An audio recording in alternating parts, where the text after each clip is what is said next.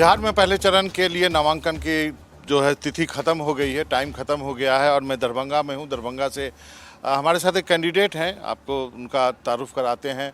पुष्पम प्रिया और Plurals, the Plurals इनके party का नाम है। यही बताएंगे इन सब के बारे में, मुझे ज़्यादा जानकारी नहीं है, इन्हीं से समझते हैं और क्या हैं ये खुद बताएंगे। आप अपनी पार्टी के बारे में बिहार की जनता को कैसे बताते हैं? जो हमारे मुद्दे हैं वो बताते हैं। नाम के बारे में कैसे कहते हैं? क्योंकि तो बहुत लोग उच्चारण भी नहीं कर पाए। उच्चारण तो लोग कम्युनिस्ट का भी नहीं कर पाते थे, कांग्रेस का भी नहीं कर पाते थे, लेकिन किया फिर। हम एक उद्देश्य के साथ आए हैं, कोई सिर्फ वो कहते हैं ना सिंबॉलिक राजनीति भी कर रहे हैं। पार्टी का नाम एक ऐसी विचारधारा का नाम रखे हैं जिसकी अभी देश को ज़रूरत है और वो हिंदी में नहीं रखा जा सकता था। हम ये भी चाहते थे कि लोग उस पर बात करें, प्लूरल्स का मतलब क्या है, क्यों ये पार्टी है, क्योंकि उस बहस की राजनीति में अब कमी हो गई है, इसलिए ये नाम रखे हैं। लोग समझते हैं और बच्चे जो हैं वो तो बोलते भी हैं। बोलते हैं तो ये लेफ्ट टू सेंटर है जी। तो कितना लेफ्ट से अलग है?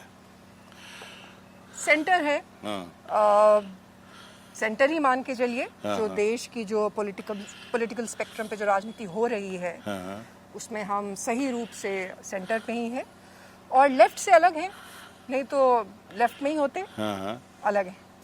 तो विचारधारा किसी न किसी के तो नजदीक होगी ना। प्लूरल की विचारधारा होती है, उसका मतलब होता है कि सभी जाति सभी धर्मों के लोग साथ में मिल के शासन करेंगे। That's the meaning of it. वही प्लूरलिज्म है कि डिफरेंट ग्रुप्स होने चाहिए और सबको कोएग्जिस्ट करना चाहिए। जो आइडिया इंडिया का आइडिया था वही मतलब होता है, वही विचारधारा है। तो पुष्पम ब्लैक क्यों पहनती है हमेशा और ये मास्क क्यों रहता है? ब्लैक तो पहनते हैं तो इसीलिए पहन रहे हैं। और कोई थॉट है उसमें? नहीं है। ज्यादा जरूरी प्रश्न ये है कि नेता लोग सब व्हाइट क्यों पहनते हैं? हाँ ठीक है। इसमें क्या थॉट है? लाइक मैं भी इंट्रीग्ड हूँ ये जानने के लिए कि क्या थॉट है। कोई ड्रेस कोड तो नहीं था कि व्हाइट पहनना था। और मास्क किस लिए लगाते हैं? हमने प्रण लिया है कि जब तक जीतेंगे नहीं मास्क नहीं हटाएंगे। चाहते हैं कि लोग हमारे विचार सुने। हम कुछ पावरफुल विचार लेके आए हैं अपने देश और हम चाहते हैं कि लोग उसको सुने। क्या है वो विचार? देखिए, वो विचार ये है कि राजनीति का स्तर बहुत ही गिर गया है और स्पष्ट रूप से बोलेंगे। मेरे लाइफ में हम मानते हैं कि honesty is the best policy. आप ये देख रहे होंगे कि इस बार तो हद हो गई, पराकाष्ठा हो गई है। अगर चुनाव के प्रथम चरण के नामांकन से 2-3 दिन पहले अगर लोगों को ये डाउट हो रहा है या ये रूमर हो जा रहा है कि राज्य के जो मुख्यमंत्री हैं वो शायद पलटी मारने वाले हैं, तो हालत बहुत ही खराब है। आप विचारधाराओं की बात कर रहे थे, बताइए व्हाट विचारधारा? क्या हमारे देश में कोई विचारधारा बच गई है? असुरक्षित लोग हैं, अक्षम लोग हैं और इनसे छुटकारा पाने की जरूरत है। तो इसके लिए आपने एक अटेम्प्ट पिछली बार भी लिया था और आप भी एक तरह से माना जाए तो पॉलिटिकल फैमिली से हैं, आपके फादर विधान परिषद में थे। तो पिछले बार के एक्सपीरियंस ने आपको क्या बोला? मायूस हुए आप पिछली बार के बाद कि नहीं इस बार हिम्मत नहीं, फिर भी आप हिम्मत करके आई? वो कौन सा जज्बा है जो आपको दोबारा खड़ा करने के लिए मजबूर किया है? मायूस हमारे पिताजी हुए थे। अच्छा। क्योंकि नेचुरली हाँ, जो टिकट के भरोसे जो बैठे रहते हैं लोग, उनको तो हार बर्दाश्त नहीं होती।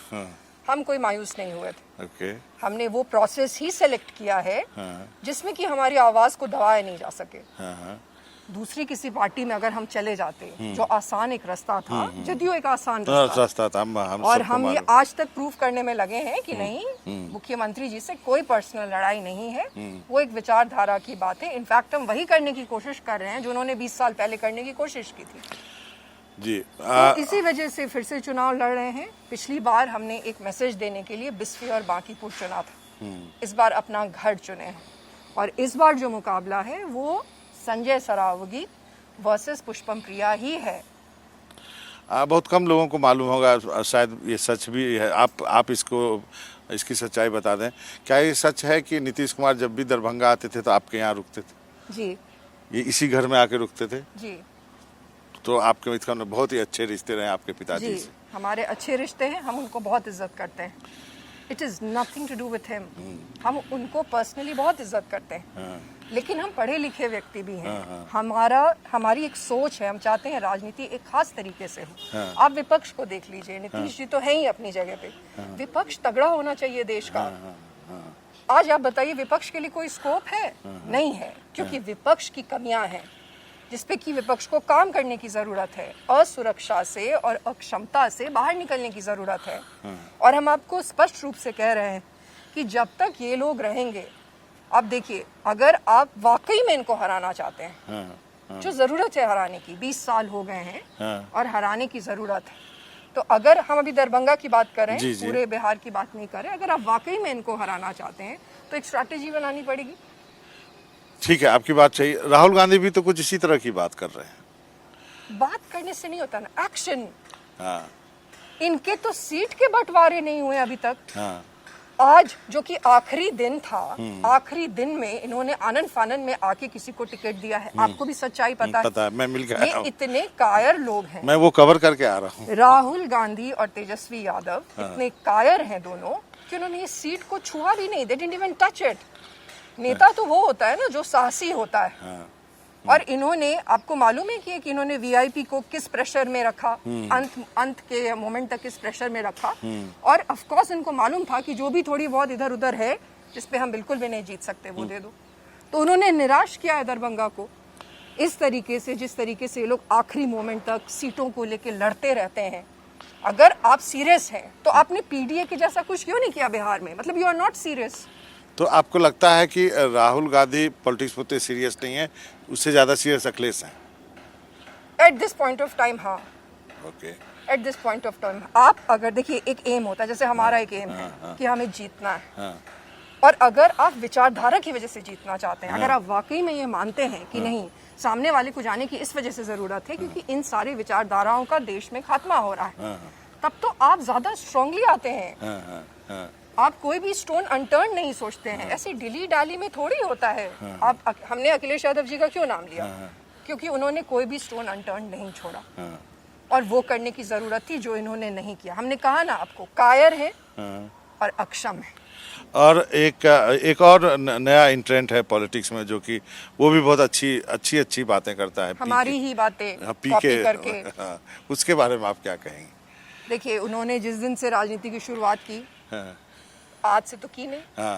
उन्होंने तो, वो तो जदयू के तो वाइस प्रेसिडेंट थे कायदे से।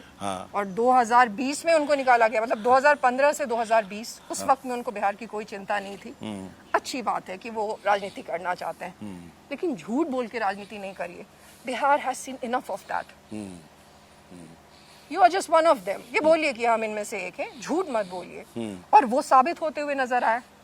उन्होंने लड़ा ही नहीं। तो आपको लगता है उनको राघोपुर लड़ना चाहिए था? अगर आप में लड़ने का ही साहस नहीं है तो आप नेता नहीं है। उनको स्ट्रैटेजिस्ट ही रहना चाहिए। हम तो इस पे भी डिस्कस करेंगे कि वो स्ट्रैटेजिस्ट है कि नहीं। मतलब हम ये नहीं मान सकते कि उन्होंने मोदी जी और नीतीश जी को बनाया। वो खुद को नीतीश जी का नंबर 2 कहते हैं। आप राजनीति जानते हैं, नीतीश जी का कोई नंबर 2 होता है? मतलब 1 2 3 4 5 तो सब नीतीश जी खुद ही हैं। आजकल आपकी क्या विचार है नीतीश जी के बारे में? उनके बारे में बहुत चीज कही जा रही है। देखिए, हम ऑनेस्टली ये बात कह रहे हैं, आज तक के वो बिहार के बेस्ट मुख्यमंत्री हैं। ये बात तो नो डाउट अबाउट इट। लेकिन अब बिहार को ये भी डिसाइड करने की जरूरत है कि आगे कौन लोग बिहार को लीड करेंगे। और वो वक्त आ गया है कि कम से कम आप कुछ शिक्षित लोग तो सदन में भेजिए, नहीं तो प्रश्न कौन पूछेगा? और वो भेजने का वक्त अभी ही है। उनका जो भी स्वास्थ्य है वो तेजी से गिर रहा है। हम ये नहीं कह रहे कि वो कम्प्लीटली अनफिट है, ठीक है, लेकिन तेजी से वो गिर रहा है। और जाहिर सी बात है कि उम्र भी हो गई है। आपको लगता है बीजेपी उनको चुनाव के बाद मुख्यमंत्री बनाएगी यदि एनडीए जीतती है तो? देखिए, Nitish ji is a big strategist. Okay. और उनको कोई फर्क नहीं पड़ता है। ये तो उन्होंने कह दिया है, प्रूफ कर दिया, और हमें भी कहने की जरूरत है। उनको बिहार से कोई फर्क नहीं पड़ता है। उनको अपना सीट बचाना है। ओके। लेकिन बीजेपी इज ऑल्सो बीजेपी। तो हमें नहीं लगता है, और मुझे लगता है कि आने वाले जो वर्ष हैं वो बिहार के लिए अच्छे नहीं होने वाले हैं। इसीलिए भी कुछ स्ट्रॉन्ग वॉइसेस को चुन के भेजने की जरूरत है। और इस बार हम यहाँ से जीत के सदन जाएंगे। चलिए, आपको बहुत बहुत शुभकामनाएं कि आप जीत के जाएं। यदि पुष्पम एक बार फिर से फेल होती है तो क्या करेंगी फिर? इट्स जस्ट माई जॉब, जैसे आपका जॉब है। कवर करना, दैट्स योर जॉब। उसमें एक दिन अच्छा होता है, एक दिन बुरा होता है। हाँ, कभी स्टोरी होती है, कभी नहीं। 2019 में हमने अपने जीवन का सबसे कठिन डिसीजन लिया, पूरे परिवार के खिलाफ में जाके लिया। वो आसान नहीं था, लेकिन हम ये करना चाहते थे। उस दिन हमने बोरिया बिस्तर बांधा और हम यहाँ आगे हमेशा के लिए। I am never going to go. अगर किसी को ये गलतफहमी हो रही है, ये लोग रूमर्स भी काफी उड़ाते रहे हैं, हम कभी नहीं जाने वाले हैं। और हम पूरा कॉन्फिडेंट हैं कि हम दरभंगा से इस बार जीतेंगे। आप अपने बारे में बताएं, आपकी शिक्षा कहाँ हुई है, जरा लोगों को बताएं। हमने बचपन में यहीं से पढ़ाई की है। जी। और जो उच्च शिक्षा है वो हमने पहले पुणे से की, फिर वापस आए, सिम्बायोसिस गए। हाँ जी। और उसके बाद फिर हम इंस्टीट्यूट ऑफ डेवलपमेंट स्टडीज़ है, वो यूनिवर्सिटी डेवलपमेंट स्टडीज़ में वर्ल्ड का नंबर 1 है। 2016 से लगातार वहाँ पे हमने पहले पढ़ाई की। फिर ऑक्सफोर्ड में पॉलिटिक्स, फिलोसफी और इकोनॉमिक्स में ट्रिनिटी कोर्सेज किए। और फाइनली फिर लंदन स्कूल ऑफ इकोनॉमिक्स में MPA किया। आप बिहार की लड़कियों को या देश की लड़कियों को क्या कहना चाहिए? कैमरा में देख के बोलिए।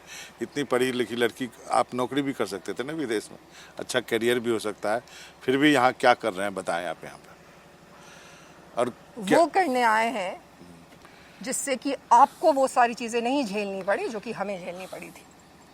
जो नीतियाँ हैं वो महिलाओं के लिए भी होती हैं। और रिप्रेजेंटेशन का मतलब ये होता है कि जो अलग अलग ग्रुप्स हैं उनकी नीड्स अलग अलग हैं, उनकी ज़रूरतें अलग अलग हैं। महिलाओं की ज़रूरतें पुरुषों की ज़रूरतों से बिल्कुल ही अलग हैं। उस नैरेटिव में आए आप, महिलाएं उस नैरेटिव में आए, उसका हम प्रयास कर रहे हैं। आपको वो सुरक्षा दे सके उसका हम प्रयास कर रहे हैं। वो सारे अवसर दे सके जो कि आपके लिए भी उतने ही ज़्यादा होने चाहिए जितने कि किसी पुरुष के लिए होने चाहिए। बस वही कोशिश कर रहे हैं। एक अंतिम सवाल, आपकी माँ ने एक फेसबुक पे पोस्ट लिखा है जी। कि आपने अपने पिता को मुखाग्नि आप ही ने दी थी, एक बहुत बड़ी बात है। उस पे आप क्या कहना चाहिए माँ के उस पोस्ट पे? बहुत भावुक पोस्ट है वो। मेरी माँ का अपना एक स्ट्रगल रहा है। जिस दिन हम पैदा हुए थे, आप हमारी सोसाइटी को बहुत अच्छे से जानते हैं। जी। और उन्होंने कभी भी फिर हमारे बाद और बच्चे पैदा करने की कोशिश नहीं की, हम ही दोनों को बड़ा किया, जिसकी वजह से हमारा बचपन काफ़ी प्रेशर में भी बीता है। काफ़ी हमने मार भी खाया है पढ़ाई को लेके। और उनका स्ट्रगल उस दिन से ही चालू हुआ जिस दिन हम पैदा हुए। और हमें वो कभी उन्होंने रियलाइज़ नहीं होने दिया कि शी स्ट्रगल्ड।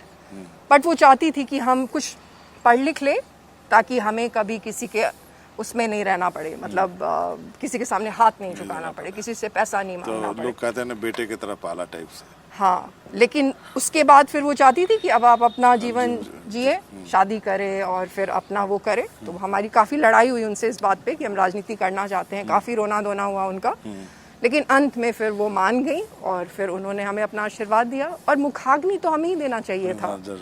जो बच्चे होते हैं वही मुखाग्नि दें। नहीं, वो कहते हैं ना आत्मा की शांति के लिए चीज़ें होती हैं। तो हमें नहीं लगता है कि हमारे पिताजी को कि आत्मा को शांति मिलती अगर जिसके बारे में वो सबको कहा करते थे कि हम सबसे ज़्यादा इनको मानते हैं। कोई भी ऐसा व्यक्ति नहीं था जिससे वो मिलते हों और उसको ये नहीं कहते हों कि हम दुनिया में सबसे ज़्यादा रूही जी को मानते हैं, हमारे घर का नाम रूही है। मुझे पता है। तो हम नहीं देते तो कोई शांति नहीं मिलती। चलिए, आपसे बात करके बहुत अच्छा लगा। Thank you so much. आपका बहुत बहुत शुक्रिया। ये पुष्पम प्रिया जो कि दरभंगा से इस बार चुनाव लड़ रही हैं और आपको इनसे बहुत कुछ सीखने को मिलेगा। NDTV के लिए मनोज भारती।